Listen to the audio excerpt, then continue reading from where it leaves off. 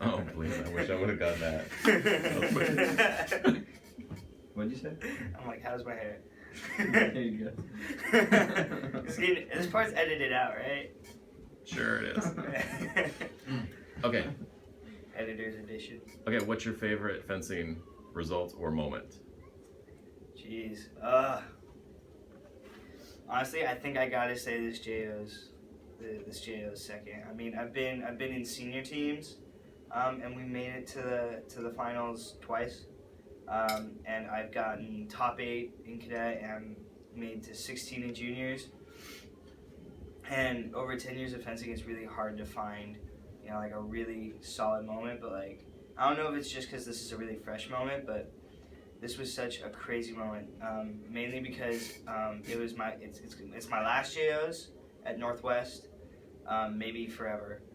And honestly, I mean, this is gonna sound cheesy, but I was fencing with my boys, like Henry, Timmy, me. I mean, I've never been on a junior team with people that I'm really close with without being the weakest link. Like back when I was with Brian and Tycho and Adam, like the throwback crew.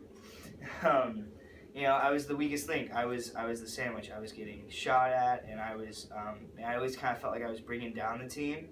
But this was a totally different setting. I was captain. I was closer, which was a lot of stress. And I still think back to that final bout, and I still kind of regret not winning, obviously.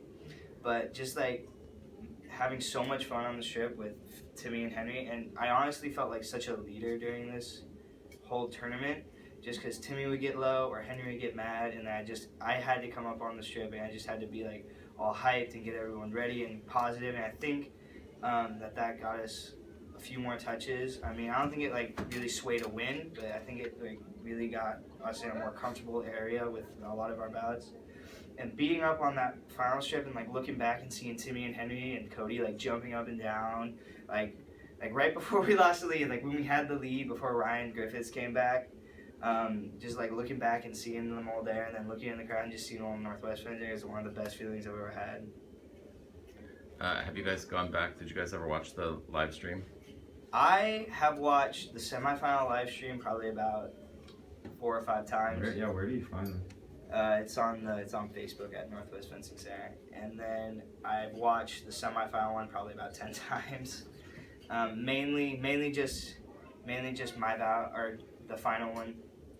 I've watched them a lot. Like my dad will come home and I'll be on the computer. I'll just be watching. I'll rewind and I'll watch again. So yeah, I've watched them a bunch. Why should somebody fence, and why should somebody fence at Northwest? You guys have hit me with some hard questions. I mean, not hard questions, but like really extensive questions. I've only been at Northwest my entire fencing career, and I started here when I was 9, and some reasons why someone should fence. First of all, it's a good physical activity. I mean, you're getting your exercise. You get a chance to do both individual and your team events. For those people who like don't quite fit in a team sport, but like still want to do teams, fencing is a great option because you have a chance to do your individual, and then you have a chance to come together and feel that team spirit, which is always important. It teaches you a lot. It teaches you a lot of discipline, a lot with the rules, and with tournaments, it teaches you a ton of respect, a lot of self-control. And then why someone should fence at Northwest, I mean, I could talk about that all day.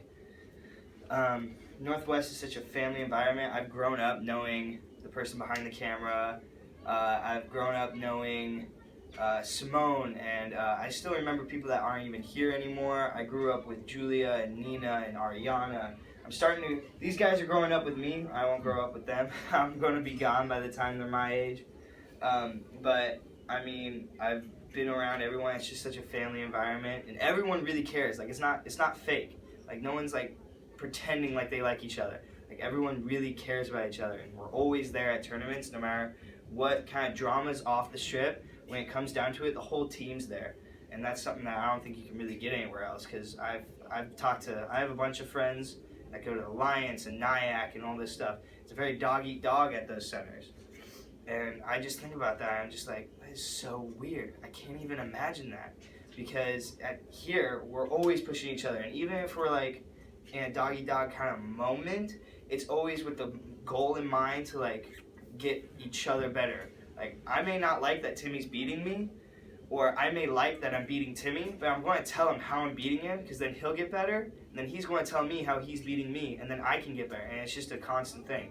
When it's dog eat dog, I mean, there's just no reliance, there's no significant improvement, and there's no like team spirit like there is at Northwest. What's next? College is what's next for me. Got accepted to Ohio State. I'm super hyped about it. And thankfully, I'll be fencing there, which is going to help a lot with a lot of the like changes in college, just to have a constant thing that's always been in my life other than schoolwork. I mean, I'm super pumped for college. I mean, I think about it pretty much every week, how much I just want to graduate, have a nice relaxing summer with all my friends and my fencing family and my family, and then go off to college and have this whole great experience. So yeah, that's pretty much what's next in store. That was awesome. Very cool. Yeah, All right, cool. thanks. You guys need to do